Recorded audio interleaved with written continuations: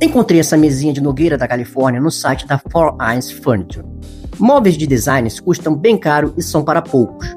Mas como eu gosto de fazer as coisas por conta própria, fiquei inspirado no design e resolvi fazer a minha própria versão. Por aqui, eu não tenho acesso a essa nogueira, mas tem algumas sobras de cedro rosa e de ipê, além da aroeira que acabei de comprar para esse projeto. E eu sei que no final das contas, essas madeiras vão dar conta do recado. Por falar em design, um certo cara disse há muito tempo: eu vi o anjo e esculpi até libertá-lo. Eu claramente não sou esse cara. Eu não olho para uma pedra e vejo anjos, nem homens pelados de 5 metros. Eu não tenho esse talento. A minha inspiração vem da vontade de aprender. A propósito, esse cara se chamava Michelangelo. Bem-vindos ao Casa Abelha e vamos trabalhar. Até Michelangelo um dia foi aprendiz. E se basear numa ideia anterior fosse crime, praticamente todo artista, designer ou cientista teria sérios problemas. Afinal, pelo bem ou pelo mal, toda ideia vem de outra ideia. Originalidade, no fim das contas, é aquele ponto em que as referências se misturam, tanto que ninguém mais consegue dizer exatamente de onde vieram. E isso vale para quase tudo. Os mísseis da Segunda Guerra viraram foguetes de exploração espacial. E nos casos mais vergonhosos, vemos Rod Stewart copiando George Ben e fingindo que foi apenas coincidência, quando sabemos que não foi. E é aí que mora uma diferença importante: a intenção. Copiar para entender é aprendizado. Copiar para vender o trabalho de outro é vergonhoso. O segredo, portanto, é que quando você entende o caminho, o trabalho acaba se tornando seu, e mesmo sem você perceber exatamente quando isso aconteceu.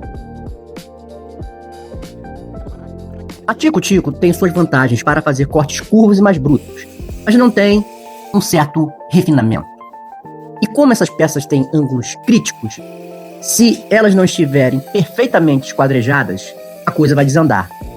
Então eu improvisei um gabarito para cortes agudos, usando sobras de compensado. Olha essa espécie de ponte. Ela é ótima para fixar a peça, onde a madeira não vibra e o corte sai perfeito e com segurança. Com isso, eu garanto que todas as peças fiquem com ângulos idênticos. Existe algo profundamente terapêutico em transformar madeira bruta em algo útil. No geral, meu trabalho tem sido nada ruim, desde que deixei meu emprego corporativo há mais de 2 anos. Viver sem chefe e sem colegas chatos tem sido ótimo. Hoje, a ansiedade não vem de reuniões ou cobranças absurdas, mas nos próprios desafios ao trabalhar com a madeira. Esteticamente, eu não sou fã de parafusos. Então sempre que eu posso, eu procuro usar cavilhas. Ainda mais depois que encontrei um conjunto de cavilha ajustável na Shopee. Então fazer cavilhas ficou muito mais tranquilo. Para juntar as 3 peças com 4 cavilhas de 8 mm, cada furo exige uma certa dose de precisão e robustez. Às vezes dá errado, a cavilha quebra bem no meio e é preciso fazer um novo furo. Mas como eu já disse, ter ansiedade com marcenaria não é nada ruim. Hoje, entendo que se algo der errado, dá para aplicar o que eu vi um dia desses, o efeito Super Mario. Quando a gente cai num buraco, a gente não pensa em deixar o controle de lado. A gente simplesmente recomeça e tenta até acertar. Talvez com um salto um pouco diferente do anterior. Portanto, para mim, o segredo de um projeto bem feito começa com o entendimento que basta confiar no processo. Caiu no buraco? Volta pro início e começa tudo de novo, sem estresse. Chegou o momento de começar a montagem da mesa. Uma peça pronta, uma ripinha de MDF. Outra peça pronta, outra ripinha de MDF. No fim das contas, essa montagem não é tão diferente da zebrinha que minha avó costumava fazer. Creme de chocolate, biscoito de maisena. Creme de chocolate, biscoito de maisena. Se você está se perguntando que marceneiro menciona culinária de sua avó em seu canal, não sou eu. Ainda não me considero marceneiro. Um dia, quem sabe, vai saber. E aí vai uma curiosidade. Você sabia que mais de 50% dos vídeos no YouTube caem no esquecimento se não fisgarem a atenção logo nos seus primeiros 30 segundos? Então, se você chegou até aqui, é sinal de que esse sapato coube perfeitamente no seu pé. Já que a conversa tá boa, o vídeo tá fluindo, eu agradeceria muito se você clicasse no botão inscrever-se, bem agora. E chegou a hora de unir todas as peças da minha zebrinha. Comecei usando uma broca de 8 milímetros para furar todas as madeiras ao mesmo tempo, garantindo que todos os furos ficassem perfeitamente alinhados. Depois disso, parti para a broca de 12 milímetros, que é exatamente a espessura que usei para fazer as cavilhas de IP. Para facilitar a colocação das cavilhas, eu usei um pouco de óleo mineral, então comecei a martelar. Até aqui tudo está indo muito bem. Mas é preciso reconhecer que alguns equipamentos ainda me dão medo, e, às vezes, reconhecer limites também faz parte do trabalho. No caso da serra de fita, sempre me vem à cabeça a lembrança de um açougueiro cortando ossos. Tenho total aversão a esse tipo de imagem. A serra mora no mesmo continente mental de aversão que o velho do saco, a orelha do Lima Duarte, uma carta da Receita Federal, um banheiro de rodoviária ou até mesmo os nudes do Estênio Garcia.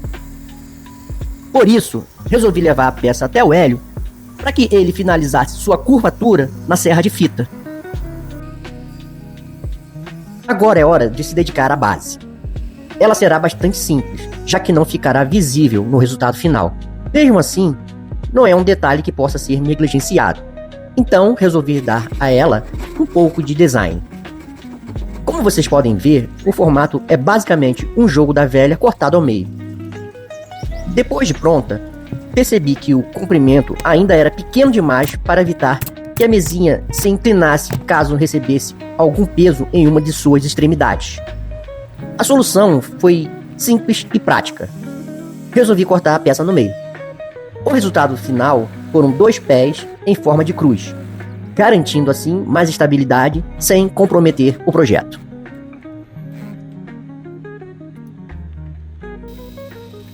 Lixar é tão entediante quanto usar fio dental.